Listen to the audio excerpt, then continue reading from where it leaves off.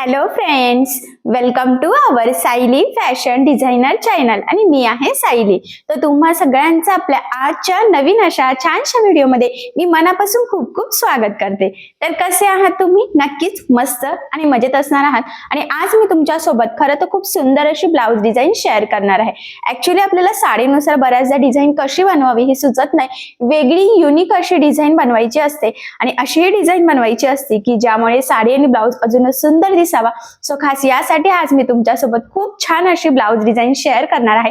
सगळ्यात महत्त्वाचं म्हणजे मी तुम्हाला या ब्लाउज डिझाईनची संपूर्ण कटिंग आणि स्टिचिंग अतिशय सावकाश स्टेप बाय स्टेप आणि खूप काही महत्त्वाच्या फिनिशिंगच्या टिप्स अँड ट्रिक्स आहेत सांगणार आहे, जेणेकरून तुम्हाला आपला आजचा हा व्हिडिओ बघून फक्त अशी डिझाईन बनवणंच नाही तर ती प्रॉपर परफेक्ट फिनिशिंग सहित कशी बनवावी तर हे देखील सहजच लक्षात यावं यासाठी. ठीक आहे, सो चला मग वेळ न घालवता आपण आपल्या आजच्या छानशा व्हिडिओला सुरुवात करूयात. आणि आपला आजचा हा व्हिडिओ तुम्ही स्किप न करता पूर्ण नक्की बघा, जेणेकरून तुम्हाला आपला आजचा हा व्हिडिओ बघून अशी छानशी लेटेस्ट ट्रेंडिंग ब्लाउज डिझाईन बनवणं खूपच सोपं जाईल. ठीक आहे, सो चला मग आता आपण स्टार्ट करूयात. तर हे बघा, इथे तुम्ही बघू शकतात की हा आहे ब्लाउज पीस. खूप छान असा वर्कवाला ब्लाउज पीस आहे. एवढंच नाही तर कलर कॉम्बिनेशन सुद्धा खूप मस्त आहे. आणि याचा जो काही बॅक पार्ट आहे म्हणजे अस्तर आणि मेन फॅब्रिक असं दोन्हीही आपण इथे ऑलरेडी कटिंग करून घेतलेलं आहे. सो सगळ्यात आधी याचं मेजरमेंट कसं आहे ते मी तुम्हाला सांगते, म्हणजे तुम्हाला तुमच्या मापानुसार ह्या डिझाईनसाठी कशा पद्धतीने कटिंग स्टिचिंग करावी हे सहजच लक्षात यावं यासाठी. तर बघा मग, हा जो काही ब्लाऊज आहे तर ह्या ब्लाऊजची उंची आहे 13, 1 इंच मार्जिन असं टोटल आपण इथे 14 इंचाला मार्किंग करून घेतलेले आहे. त्यानंतर इथून आपण पूर्ण शोल्डरचं निम्म शोल्डर असं टोटल 6.5 ला मार्किंग केलेली आहे, कारण हा आहे बोटनेक ब्लाऊजचा बॅक पार्ट. आणि याची जी काही गळारुंदी आहे तर ती आपण घेतलेली आहे 3.5 इंच. त्यानंतर इथून 6.5चा मुंडा घेतला, क्रॉसमध्ये 1ला मार्किंग करून बॅक साईडच्या मुंड्याचा शेप सुद्धा दिलेला आहे. इथून टाकत असतो नेहमी छातीचा 14 भाग अधिक 1.5 इंच किंवा 2 इंच मार्जिन, तर 8 अधिक 1.5 असं टोटल 9.5 इंचाला मार्किंग करून हा बॅक पार्ट आपण ऑलरेडी इथे कटिंग करून घेतलेला आहे. आणि सगळ्यात आधी आता गळ्याची जी काही मार्किंग आहे तर ती आपल्याला करायची आहे अस्तरच्या बॅक पार्टवर. सो वरून इथे 3 इंचाला मार्किंग केली. त्यानंतर गळारुंदी 3.5ची मार्किंग करायची आहे. आणि अजून खाली सुद्धा आपल्याला एक मार्किंग करायची आहे.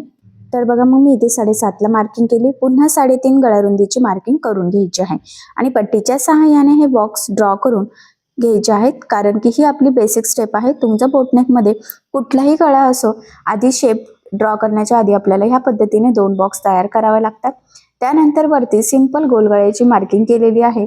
आणि आता खाली जो काही शेप आहे त्यासाठी आपल्याला एक तिरकी लाईन ड्रॉ करायची. त्यानंतर ते मोजून घ्यायची किती किती इंचाची आहे आणि त्याचे 3 पार्ट करायचे आहे आपल्याला सेमच. सो मग मी व्यवस्थित इथे मोजून घेतलं आणि बघा मग इथे 3 सेम पार्ट मध्ये मार्किंग करून घेतली. आता ही जी काही मार्किंग केलेली आहे इथे आपल्याला छोटे छोटे कर्व काढायचे आहे, म्हणजे कटवर डिझाईन आपण खरं तर इथे बनवणार आहोत. आणि सेम साईज मध्ये येईल याची थोडी काळजी घ्यायची. सो बघा, मग फायनली अशा पद्धतीने आपली ही परफेक्ट अशी गळ्याची मार्किंग झालेली आहे. वरती सिंपल गोल गळा घेतलेला आहे. तुम्ही व्ही घेऊ शकता, पंचकोनी घेऊ शकतात, पानगळा घेऊ शकतात. तुम्हाला जो हवा असेल त्या तुमच्यावर डिपेंड आहे खरं तर. आता ही जी काही मार्किंग केलेली आहे तर हीच मार्किंग आपल्याला कॅनव्हास पेपरवर करून घ्यायची आहे. लक्षात राहू द्या, पेपर कॅनव्हास यूज करतो आपण ब्लाउज डिझाईनसाठी. ठीक आहे, आता ही मार्किंग जर का आपण डायरेक्ट केली कॅनव्हास पेपरवर तर छान प्रॉपर फिनिशिंग सहित नक्कीच आपली डिझाईन तयार होईल, कारण की कटवर डिझाईन असल्यावर आपण कॅनव्हास पेपर न वापरता ही डिझाईन बनवूच शकत नाही. आणि बघा, मग ह्या पद्धतीने डबल फोल्ड करून कॅनव्हास पेपर ठेवायचा आहे. आणि जी काही फेंट फेंट मार्किंग दिसत आहे तर ती आपल्याला इथे फक्त डार्क करून घ्यायची आहे. ठीक आहे, सो बघा मग मी ती मार्किंग करून घेतली. एवढंच नाही तर त्याला अटॅच वरचा जो काही गोलगळा आहे तर तो सुद्धा आपल्याला डायरेक्टच कॅनव्हास पेपर लावून स्टिच करायचा आहे. ठीक आहे, अशा पद्धतीने ही मार्किंग झाल्यावर तीच मार्किंग दुसऱ्या साईडला सुद्धा आपल्याला फेंट फेंट दिसत आहे तर ती फक्त आपल्याला इथे डार्क करून घ्यायची आहे, जेणेकरून सेंटर पासून दोन्ही साईडने आपले शेप सेम यावे. त्यासाठी खरं तर ही स्टेप खूपच इम्पॉर्टंट आहे. जरी व्हिडिओमध्ये तुम्हाला इकडची मार्किंग दिसत नसेल तरी सुद्धा तुम्ही जर ह्या पद्धतीने केलं तर नक्कीच तुम्हाला परफेक्ट असं जमेलच. आता ही मार्किंग झाल्यानंतर आपण इथे ही कटिंग करून घेऊयात. आता कटिंग करताना कडेकडेने साधारणतः 1 इंच तरी आपल्याला इथे मार्जिन ठेवायचं आहे. तर शेप जसा आहे तसं ठेवलं तरी चालेल, थोडंसं वर खाली सुद्धा चालेल. आणि वरच्या साईडने आपण बघा 1/2 इंच एवढंच मार्जिन ठेवलेलं आहे. बाकी सगळ्या साईडने 1 इंच एवढं मार्जिन ठेवायचं आहे. फायनली आता आपला हा जो काही गळा आहे तर ह्या गळ्याची कॅनव्हास पेपरवर मार्किंगही झालेली आहे आणि कटिंग सुद्धा झालेली आहे. सो आता आपल्याला खरं तर ही डिझाईन स्टिच करायला सुरुवात करायची आहे. तर बघा आता हा कॅनव्हास पेपरचे लावून गळा बनवण्याच्या 2 पद्धती असतात. आज मी तुम्हाला अगदी सोपी पद्धत सांगणार आहे, ज्यामध्ये आपल्याला कॅनव्हास पेपरला सेपरेट अस्तर वगैरे काहीच लावण्याची गरज पडणार नाही. त्यासाठी काय करायचं, मेन फॅब्रिक सरळ ठेवायचं. आपण कटिंग केलेला अस्तरचा बॅक पार्ट सुद्धा मी त्यावर ठेवून घेतला. सेंटर पॉईंटची मार्किंग करायची आणि आपला जो काही कॅनव्हास गळा आहे तर त्याची सुद्धा सेंटरचं मार्किंग करून घ्यायची आणि त्याचा गळा म्हणजे त्याचा सेंटर पॉईंट आणि बॅक पार्टचा सेंटर पॉईंट दोन्हीही मॅच करत सगळ्यात आधी मध्यभागी आपल्याला एक सिंपल अशी सरळ टीप मारून घ्यायची आहे. या स्टेपने काय होतं की आपला गळा अगदी परफेक्ट असा मध्यभागी येतो. तो अजिबात तिरका वगैरे होण्याचे चान्सेस राहत नाही, कारण जर डायरेक्ट टीप मारायला गेलं तर बऱ्याचदा कॅनव्हास पेपर हलू शकतो. ही टीप मारून झाल्यानंतर मग आता आपण जी काही मार्किंग केलेली आहे एक्झॅक्टली त्यावरच आपल्याला इथे टीप मारून घ्यायची आहे. टीप मारताना जी मार्किंग आहे त्यावरच आपली टीप येईल याची काळजी घ्यायची, कारण आता आपण जशी टीप मारणार आहोत तसाच आपला गळ्याचा शेप येणार आहे. त्यामुळे थोडी सुद्धा टीप पुढे मागे होऊ देऊ नका. थोडा टाइम लागला तरी सुद्धा चालेल, पण अगदी काळजीपूर्वक आपल्याला ह्या स्टेप्स फॉलो करायच्या आहेत. त्यानंतर इथे रेडीमेड नॉट घेतलेली आहे तर ती आता यामध्ये आपल्याला टाकून टीप मारायची आहे, जेणेकरून आपली इनव्हिजिबल नॉट लागली जावे. खरं तर त्यासाठी ही स्टेप खूपच इम्पॉर्टंट आहे. आणि एका ब्लाऊजसाठी 1 मीटर नॉट सफिशियंट असते. तर 1 मीटरच्या बरोबर मध्यभागी कट करून आपण इथे नॉट लावून घेतलेली आहे. हाफ लावलेली आहे. हाफ आता दुसऱ्या साईडने टीप मारताना लावून घेणार आणि त्यानंतर बघा जी काही एक्झॅक्टली मार्किंग आहे ना बरोबर त्यावरच आपण टीप मारत आहोत. खरं तर ही टीप मारताना थोडा टाइम लागू शकतो, तर मी तर म्हणे थोडा टाइम लागू द्याच, खूप गडबड करू नका. जर गडबड केली तर टीप बिघडू शकते आणि जर टीप बिघडली तर आपल्या गळ्याचा आकारही बिघडू शकतो. सो तसं होऊ देऊ नका. तर इथे तुमच्या लक्षात येईल मी सुद्धा खरं तर किती सावकाशपणे ही टीप मारत आहे. जी स्टेप मोस्ट इम्पॉर्टंट आहे, कारण ही टीप जर आपण परफेक्ट मारली तरच आपली गळ्याची फिनिशिंग आकार आपल्याला जसा हवा आहे तसा परफेक्ट इथे रेडी नक्कीच होणार आहे. आणि बघा मग हे जे काही कटवर्कचे शेप आहे ते इथपर्यंत टीप झाल्यावर आपल्याला पुन्हा इथे एक नॉट आतमध्ये फिक्स करायचं आहे आणि मग टीप मारायची आहे. खरं तर ह्या स्टेपमुळे परफेक्ट असे इनव्हिजिबल नॉट लागले जातात. तर ते कसे तर ते तुमच्या पुढे लक्षात येईलच. ठीक आहे. सो बघा मग कंटिन्यू परत आपल्याला जो काही आपला वरचा गळा आहे तिथे टीप मारायची आहे आणि ही नॉट त्यामध्ये व्यवस्थित अशी फिक्स सुद्धा करायची आहे. आणि बघा मग फायनली आता आपली इथे व्यवस्थित अशी जो काही आपला मेन शेप होता तिथे टीप मारून झालेली आहे आणि कंटिन्यू वरचा गळा सुद्धा आपला टीप मारून सोबतच खरं तर कॅनव्हास पेपर लावून रेडी होणार आहे. ठीक आहे. आता हे लावून झाल्यानंतर काय करायचं आहे आपल्याला, लगेचच आपण कमरेच्या साईडला साधारणतः अर्धा इंच एवढं एकसारखा मार्जिन ठेवून टीप मारूयात. या स्टेपने काय होईल की गळा आणि कमरेचा पार्ट दोन्हीही आपल्या इथे सोबतच फिनिशिंग सहित रेडी होईल आणि इथे कुठेही आपल्याला कमरपट्टी किंवा गळापट्टी लावण्याची गरजही पडणार नाही. त्यानंतर कमरेच्या साईडचं आणि गळ्याच्या मध्ये जे काही एक्स्ट्राचं आहे तर ते कट करायचं आहे आणि इथे गळ्याला मध्यभागी टीप मारायची आहे आणि पुन्हा मग पाव इंच एवढं फक्त मार्जिन ठेवायचं, बाकी संपूर्ण कट करायचं आहे. हा पॉइंट इथे खूप इम्पॉर्टंट आहे, तर लक्षात राहू द्या. सो बघा मग व्हिडिओत बघितल्या म्हणजे दाखवल्याप्रमाणे तुम्ही कट करायचं आहे. खूप काही गडबड करण्याची गरज नाहीये. आता हे संपूर्ण कट झाल्यानंतर आपल्याला या शेपला द्यायचे आहे छोटे छोटे कट्स, जेणेकरून ज्यावेळेस आपण हा बॅक पार्ट सरळ करू तर तो प्रॉपर परफेक्ट फिनिशिंग सहित सरळ व्हावा. त्यासाठी खरं तर ही स्टेप खूपच इम्पॉर्टंट आहे. आणि सगळ्यात महत्त्वाचं म्हणजे हा जो काही गळ्याचा आकार आहे याला खूप सारे कर्व आहे. सो त्यामुळे आपल्याला अगदी व्यवस्थित सावकाश ते कट्स मारावे लागणार आहे. परफेक्ट असे कट्स मारले तरच गळ्याचा आकार परफेक्ट येणार आहे. जर कट्स व्यवस्थित मारले नाही तर गळ्याचा आकार अजिबात व्यवस्थित येणार नाहीये. त्यामुळे खरं तर ही स्टेप आपल्याला अगदी काळजीपूर्वकच फॉलो करायची आहे. आणि सगळ्यात महत्त्वाचं म्हणजे कट्स मारताना एक्स्ट्राचा आपला ब्लाऊजला कट तर जाणार नाही ना, याची सुद्धा काळजी घ्यायची आहे, कारण बऱ्याचदा गडबडीत तसं होतं आणि तसं झालं की आपली फिनिशिंग बिघडू शकते. सो तसं होऊ देऊ नका आणि आपले काम वाढू शकतात, ब्लाऊज बिघडू शकतो. सो त्यामुळे आणि कट्स मारून झाल्यानंतर ह्या पद्धतीने अगदी व्यवस्थित सावकाश आणि अलगद अलगद खरं तर आपल्याला हा बॅक पार्ट इथे सरळ करून घ्यायचा आहे. बघा गळ्याच्या साईडनी सुद्धा आणि कमरेच्या साईडनी सुद्धा. आणि या नॉट सुद्धा बघा इनव्हिजिबल अगदी परफेक्ट अशा लागल्या गेलेल्या आहे. यानंतर काय करायचं, गळ्याचे कानेकोपरे सुद्धा आपल्याला इथे व्यवस्थित बाहेर काढून घ्यायचे आहेत. म्हणजे जे काही आपले कट वर्क म्हणजेच गोलाकार शेप होते ना, तर ते व्यवस्थित आपण बाहेर काढून सेट करून घेतलेलं आहे. आता यानंतर आपल्याला ह्या गळ्याला द्यायची आहे दाबटीप. सो बघा, मग आता दाबटीप देताना आपल्याला काळजी घ्यायची आहे की जो काही आपला आतला अस्तरचा कपडा आहे तर तो वरती दिसणार नाही, जेणेकरून आपली गळ्याची फिनिशिंग बिघडायला नको. त्याचबरोबर सगळ्यात महत्त्वाचं म्हणजे गळ्याचा आकार खूप असा गोलाकार आहे, कटवर्क टाईप आहे, त्यामुळे आपल्याला दाबटीप मारताना अगदी काळजीपूर्वक इथे दाबटीप देऊन घ्यायची आहे. कारण आता आपण जशी दाबटीप देणार आहोत त्यावरच आपलं संपूर्ण गळ्याचं फिनिशिंग लूक डिपेंड आहे. म्हणून बघा मी किती म्हणजे सावकाशपणे ही दाबटीप देऊन घेत आहे. तुम्ही सुद्धा अगदी सावकाशपणेच ही दाबटीप द्यायची आहे. खूप गडबड करण्याची गरज नाहीये, कारण आपली टीप थोडी सुद्धा पुढे मागे जर झाली तर मग आपला गळ्याचा आकार बिघडू शकतो आणि खरं तर तसं आपल्याला इथे होऊ द्यायचं नाहीये. आणि इथे तर स्ट्रेट होतं, पुन्हा जिथे गोलाकार येतोय तिथे पुन्हा आपल्याला काळजीपूर्वक दाबटीप देऊन घ्यायची आहे. आणि खरं तर इथे तुमच्या लक्षातही येईल की शेप वगैरे किती परफेक्ट असा आलेला आहे. सो तुम्ही सुद्धा सेम ह्याच पद्धतीने दाबटीप देऊन घ्यायची आहे, म्हणजे तुम्हाला सुद्धा हा गळा परफेक्ट प्रॉपर फिनिशिंग सहित सहजच रेडी करता येईल. आणि इनव्हिजिबल नॉट पण लागले गेलेले आहे, त्यामुळे आपल्या या ब्लाऊज डिझाईनची फिनिशिंग अजूनच सुंदर येणार आहे. सो बघा, मग फायनली गळ्याला दाबटीप देऊन झालेली आहे, ते सुद्धा अगदी परफेक्ट प्रॉपर फिनिशिंग सहित. त्यानंतर लगेचच आपण कमरेच्या साईडला सुद्धा दाबटीप देऊन घेऊयात.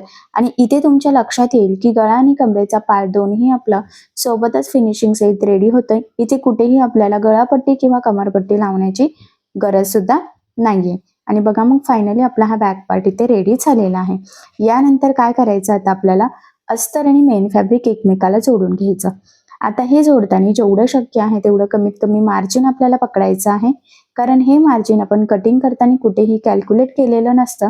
त्याचबरोबर जोडताना कुठे गोळा होणार नाही, तिरकं जाणार नाही, तर ह्या छोट्या मोठ्या गोष्टींची सुद्धा खरं तर आपल्याला इथे काळजी घ्यायची आहे. आणि बघा, मग फायनली आपण अगदी परफेक्ट असं हे इथे जोडून घेतलेलं आहे. आणि तुमच्या हेही लक्षात येईल की कुठेही काहीही तिरकं वगैरे झालेलं नाहीये. आता यानंतर काय करायचं, जे काही एक्स्ट्राचं मेन फॅब्रिक आहे तर ते कट करून परफेक्ट मापाचा बॅक पार्ट इथे आपल्याला रेडी करून घ्यायचा आहे.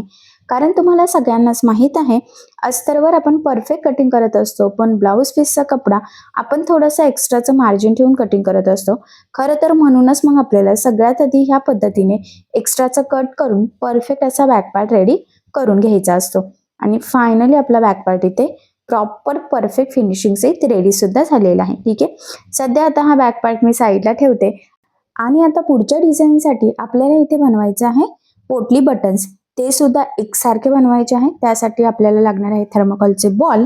आणि सगळ्यात आधी आता आपल्याला छोटे छोटे चौकोन तयार करून घ्यावं लागणार आहे. त्यासाठी आपण हा ब्लाऊजचाच फॅब्रिक घेतलेला आहे. 2x2 किंवा 1.5x1.5 मध्ये जरी हे चौकोन कट केले तरी सुद्धा चालणार आहे. खूप काही मोठे इथे लागणार नाही, कारण पोटली बटन अगदी छोटेसेच असतात. तर आपल्याला इथे 8-9 तरी पोटली बटन्स बनवायचे आहेत.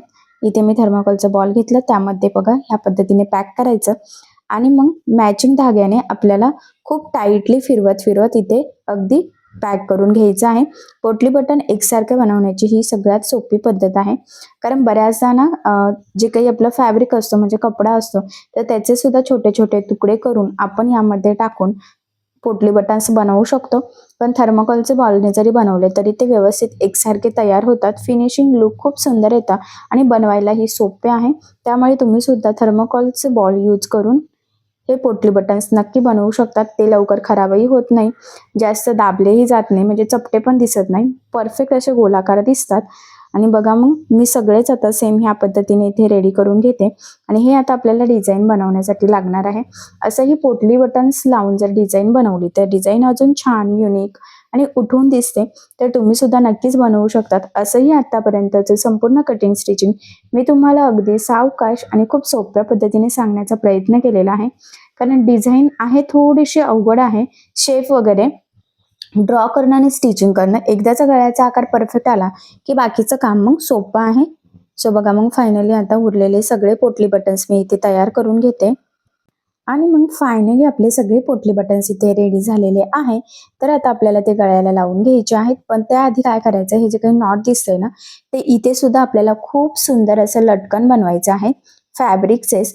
तर सगळ्यात आधी आपण आता ते बनवून घेऊयात आणि मग हे जे काही पोटली बटन्स आपण तयार केलेले आहेत तर ते डिझाईनला लावून घेऊयात. आता लटकनसाठी हा मी काठाचा पार्ट घेतलेला आहे आणि याच्यात आपल्याला छोटे छोटे चौकोन तयार करायचे आहे. तर हे जे काही चौकोन आहेत तर हे तुम्ही 2x2चे किंवा 2.5x2 3x3 असे घेतले तरी चालेल, म्हणजे ते तुम्हाला किती मोठे हवे आहेत त्यावर ते डिपेंड आहे. आता दोन्ही साईडने आपल्याला खूप सुंदर असे छान असे लटकन बनवायचे आहेत.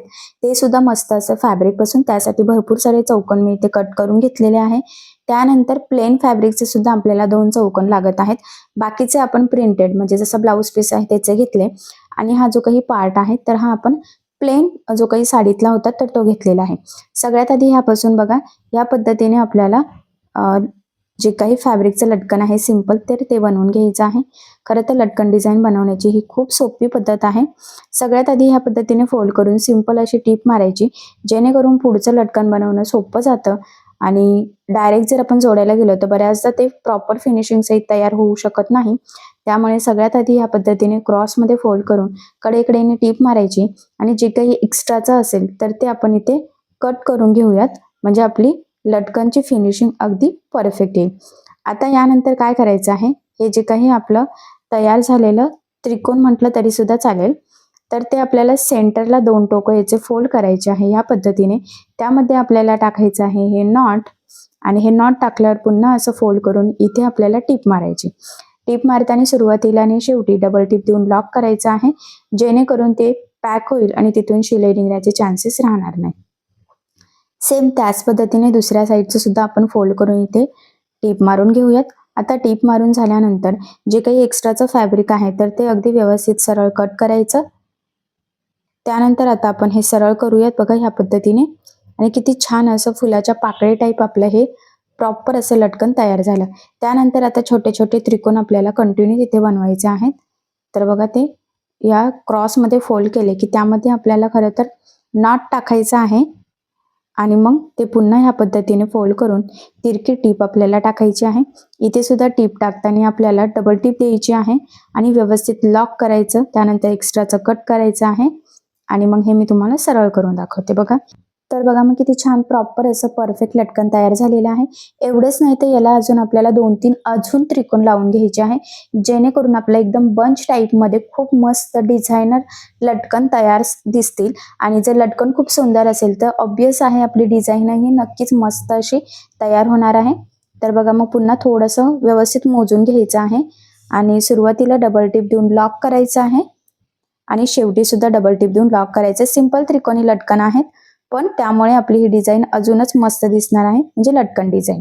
हे बघा 2 लेअरमध्ये लावून झालेलं आहे. अजून एक आपण इथे लावून घेऊयात, म्हणजे खाली एक लावलं ते वेगळं, ते छान असं फुलाच्या शेपमध्ये आहे.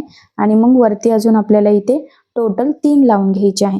जर हे त्रिकोण तुम्हाला खूप जवळजवळ एकामेकांमध्ये गुंतलेले लावायचे असतील तर तसेही लावू शकतात. जर डिस्टन्स ठेवून लावायचे असतील तर तसेही लावू शकतात. ॲक्च्युली ते टोटली तुमच्या चॉईसवर डिपेंड आहे. बघा किती सुंदर असं लटकन आपलं इथे हे तयार झालेलं आहे. फॅब्रिक पासूनचं मस्त असं हँगिंग. सेम आता ह्याच पद्धतीने अजून आपण इथे दुसऱ्या साईडने सुद्धा सेम असंच तयार करून घेऊयात. तर जे काही मेन होतं ना आपलं लटकन मोठंवालं मधलं, तर ते ऑलरेडी तयार झालेलं आहे. आता आपल्याला इथे या पद्धतीने त्रिकोण लावून घ्यायचे आहेत. सो त्रिकोणसाठी तर ब्लाऊज पीसचा कपडा घेतलेला आहे आणि मेन जे मध्ये मोठं बनवलेलं आहे त्यासाठी प्लेन कपडा घेतला आहे. त्यामुळे खरं तर हे कलर कॉम्बिनेशन अजूनच सुंदर दिसतंय. आणि म्हणूनच खरं तर आपलं हे जे काही हँगिंग आहे मस्त असं लटकन्स, तर ते खरं तर खूप सुंदर असं तयार होणार आहे. तर बघा एक त्रिकोण लावून घेतलेला आहे. सेम त्याच पद्धतीने उरलेले दोन्ही त्रिकोण आपण इथे लावून घेऊयात. आणि आता खरं तर नाही, हा जो काही ब्लाऊजचा बॅक पार्ट आहे म्हणजे बॅकनेक डिझाईन आपण जी बनवत आहोत, तर हे संपूर्ण लूक या आपल्या लटकनवर आणि जे काही आपण कटवरची डिझाईन बनवलेली आहे त्यावर डिपेंड राहणार आहे. त्यामुळे खरं तर हे लटकन प्रॉपर बनवणं खूप गरजेचं आहे. यामुळे आपली डिझाईन अजूनच सुंदर अशी उठून दिसणार आहे. तर तुम्ही सुद्धा असं लटकन डिझाईन नक्की बनवून बघा. नक्कीच तुमच्या डिझाईनला ब्लाऊजला अजूनच सुंदर असं या लटकन डिझाईनमुळे लूक येईल. आणि खरं तर ना याची पद्धत खूप सोपी आहे, खूप काही अवघड नाही. ठीक आहे, थोडासा टाइम लागतो पण बनवायला खूपच इझी आहे. ठीक आहे. सो बघा मग फायनली आपण इथे हे तयार करून घेतलेलं आहे आणि किती छान असे दोन्ही पण लटकन आपले तयार झालेले आहे. सो आता आपण तयार केलेले जे काही आपले पोटली बटन्स आहेत तर ते आपण इथे बॅक पार्टला लावून घेऊयात. आता या डिझाईनची जी काही खालची स्ट्रेट लाईन आहे तिथे आपल्याला लावायची आहे. तर लक्षात राहू द्या मोजून लावायचे आहेत. तर मी टोटल फक्त इथे 8 घेतलेले आहेत. सेंटरपासून अलीकडे आणि पलीकडे 4-4 असे आपण लावून घेऊयात, जेणेकरून आपला डिस्टन्स कमी जास्त व्हायला नको. कारण जर 2 पोटली बटनमधलं अंतर कमी जास्त झालं तर सगळं फिनिशिंग लुक बिघडू शकते आणि तसं आपल्याला खरं तर इथे होऊ द्यायचं नाहीये. त्यामुळे मग आपल्याला अगदी व्यवस्थित काळजीपूर्वक सावकाश इथे हे पोटली बटन्स लावून घ्यायचे आहे. लावताना एकसारखे लागले जातील, छोटे मोठे दिसणार नाही, त्यामधलं अंतर कमी जास्त होणार नाही याची काळजी घ्यायची, जेणेकरून आपली फिनिशिंग अगदी प्रॉपर परफेक्ट यावी. त्यासाठी ही स्टेप खूप इम्पॉर्टंट आहे. आणि हे पोटली बटन्स लावताना सुद्धा सुरुवातीला आणि शेवटी डबल टिप देऊन लॉक करायचं, जेणेकरून ते पोटली बटन्स लवकर निघायला सुद्धा नको. ठीक आहे. सो बघा मग फायनली अगदी परफेक्ट असे पोटली बटन्स आपले इथे लावून झालेले आहेत. आणि मग यानंतर आता आपल्याला या बॅक पार्टला टाकायचं आहे बॅक टक्स, कारण टक्स खूप इम्पॉर्टंट आहे. सो सेंटरपासून 4.5 किंवा 5ला मार्किंग करायची आणि उभं 4 इंचाच्या टक्सची मार्किंग करून घ्यायची आहे. सो आता जी काही मार्किंग केलेली आहे एक्झॅक्टली त्यावरच फोल्ड करत ती एका टक्स आपल्याला इथे टाकून घ्यायचं आहे. लक्षात राहू द्या टक्सला नेहमी डबल टेप द्यायची, त्याचबरोबर सुरुवातीला सुद्धा डबल टेप देऊन अगदी व्यवस्थित असं लॉक करायचं आहे. आणि संपूर्ण टक्सला सुद्धा आपण डबल टिप देऊन घेतलेली आहे, जेणेकरून तिथून शिलाई लवकर निघायला नको आणि आपले टक्स सुद्धा लवकर खराब व्हायला नको. त्यासाठी ही स्टेप खूप इम्पॉर्टंट आहे. अजून महत्त्वाचं म्हणजे योग्य पद्धतीने टक्स टाकणं खूप गरजेचं असतं. जर का परफेक्ट टक्स टाकले नाही तर ब्लाऊज फिटिंगला अजिबात परफेक्ट बसत नाही. बऱ्याचदा कमरेच्या साईडला तो वरती तरंगला जातो आणि ते अगदी विचित्र दिसतं. प्रॉपर परफेक्ट फिनिशिंग आणि फिटिंगसाठी योग्य पद्धतीने टक्स टाकणं खरं तर खूपच गरजेचं आहे. आणि बघा मग फायनली आपला हा बॅक पार्ट इथे रेडी झालेला आहे. सो जवळून मी तुम्हाला लुक दाखवते, जेणेकरून तुम्हाला आयडिया येईल की आपली डिझाईन कशी तयार झालेली आहे, त्याची फिनिशिंग कशी आहे आणि त्याचं लुक कसं दिसते. सो बघा मग फायनली खूप सुंदर हँगिंग सहित आपण आज बोटनेकमध्ये ही कटवर्क डिझाईन बनवलेली आहे. खूप छान असे खरं तर हे लटकन आहे. लटकन डिझाईनची पद्धत खूप सोपी आहे आणि सगळ्यात महत्त्वाचं म्हणजे आज जे काही लटकन डिझाईन आपण बनवलेले आहे त्यामुळे आपली ही ब्लाऊज डिझाईन अजूनच उठून दिसते. सो असे लटकन डिझाईन तुम्ही सुद्धा नक्की ट्राय करून बघा. छान अशी कटवर्क डिझाईन आहे बोटनेक मधली नवीन, ज्याचा सध्या खूप ट्रेंड चालू आहे. असंही बोटनेक ब्लाऊजचं खूप ट्रेंड चालू आहे, पण बऱ्याचदा बोटनेकमध्ये वेगळी डिझाईन बनवायची असते आणि कशी बनवावी हे सुचत नाही. तर ही डिझाईन तुम्ही नक्की ट्राय करून बघा. या छानशा डिझाईनमुळे आपल्या साडीला आणि ब्लाऊजला खरं तर खूप सुंदर असं लुक येणार आहे आणि पोटली बटन लावल्यामुळे सुद्धा डिझाईन अजूनच उठून दिसते. सो ही डिझाईन नक्की ट्राय करा आणि या छानशा नवीन डिझाईनची आयडिया तुम्ही तुमच्या कस्टमरला सुद्धा नक्कीच देऊ शकतात, जेणेकरून तुम्हाला म्हणजे कस्टमरला सुद्धा ही डिझाईन आवडेल आणि तुम्हाला सुद्धा कस्टमरला नवीन डिझाईनची आयडिया देता येईल. कारण बऱ्याचदा कस्टमरला सुद्धा त्याच डिझाईन बनवून घेऊन बोर झालेला असतो आणि वेगळी डिझाईन हवी असते. सो ही नवीन डिझाईनची आयडिया तुम्ही तुमच्या कस्टमरला नक्कीच द्या. आय होप सो आपली आजची ही नवीन डिझाईन तुम्हाला आणि तुमच्या कस्टमरला नक्कीच आवडेल. त्याचबरोबर याची संपूर्ण कटिंग स्टिचिंग मी तुम्हाला अगदी सावकाश स्टेप बाय स्टेप खूप काही महत्त्वाच्या फिनिशिंगच्या टिप्स अँड ट्रिक्स सहित सांगितलेलं आहे, जेणेकरून तुम्हाला आपला आजचा हा व्हिडिओ बघून फक्त अशी डिझाईन बनवणंच नाही तर ती प्रॉपर परफेक्ट फिनिशिंग सहित कशी बनवावी तर हे देखील सहजच लक्षात यावं यासाठी. सो या पद्धतीने जर तुम्ही डिझाईन बनवली तर नक्कीच तुम्हाला डिझाईन परफेक्ट जमेलच. पोटली बटन बनवण्याची सुद्धा खूप सोपी पद्धत सांगितलेली आहे. Cutwork design, marking, cutting, stitching हे सुद्धा इन डिटेल सांगितलं. सो ह्या पद्धतीने स्टिच करून बघा आणि जर काही प्रॉब्लेम येत असेल तर मला कमेंट करून नक्कीच कळवा. मी तुमच्या प्रश्नाची उत्तर देण्याचा नक्कीच प्रयत्न करेन. ठीक आहे. सो आय होप सो तुम्हाला आपली आजची डिझाईन म्हणजे तुम्हाला आणि तुमच्या कस्टमरला नक्कीच आवडली असेल. सो मग अशी डिझाईन तुम्ही नक्की ट्राय करून बघा. सो बघा मग किती सुंदर प्रॉपर परफेक्ट असं फिनिशिंग सहित फायनली आपली डिझाईन रेडी झालेली आहे. बघितल्यावरच लक्षात येत आहे की फिटिंग खूप सुंदर, म्हणजे फिटिंग आणि फिनिशिंग मस्तच नक्कीच येणार आहे. त्याचबरोबर सगळ्यात महत्त्वाचं म्हणजे जेवढं शक्य आहे तेवढं सोप्या पद्धतीने मी तुम्हाला सांगण्याचा प्रयत्न केलेला आहे. संपूर्ण कटिंग, स्टिचिंग, फिनिशिंगच्या टिप्सही तुमच्यासोबत शेअर केलेला आहे. सो चला मग आता आपण आपला आजचा छानसा व्हिडिओ इथेच थांबूयात आणि तुम्ही अशा पद्धतीचे डिझाईन नक्की ट्राय करून बघा. आणि जर तुम्हाला यामध्ये काही प्रॉब्लेम येत असेल तर मला कमेंट करून नक्कीच कळवा. मी तुमच्या प्रश्नाचे उत्तर देण्याचा नक्कीच प्रयत्न करेन. ठीक आहे. सो चला मग आपला व्हिडिओ आज इथेच थांबूयात आणि तुम्हाला आपला आजचा व्हिडिओ कसा वाटला हे मला कमेंट करून नक्की कळवा. त्याचबरोबर आपली डिझाईन आवडली असेल तर व्हिडिओला लाईक करायला विसरू नका आणि असेच नवनवीन छानसे व्हिडिओज बघण्यासाठी आपल्या सायली फॅशन डिझायनर या चॅनलला सबस्क्राईब करा. आणि ज्या वेळेस तुम्ही सबस्क्राईब कराल त्यावेळेस त्यासमोरील बेल आयकॉन ही नक्की प्रेस करा. त्यामुळे काय होईल, जेव्हा मी नवीन व्हिडिओज टाकेल त्याचं नोटिफिकेशन तुम्हाला तुमच्या मोबाईलवर येईल. ठीक आहे. सो चला मग भेटूया पुन्हा नवीन अशा छानशा व्हिडिओमध्ये. तोपर्यंत टेक केअर, काळजी घ्या. आणि आपला आजचा व्हिडिओ शेवटपर्यंत पूर्ण बघितल्याबद्दल thank you so much. Bye bye.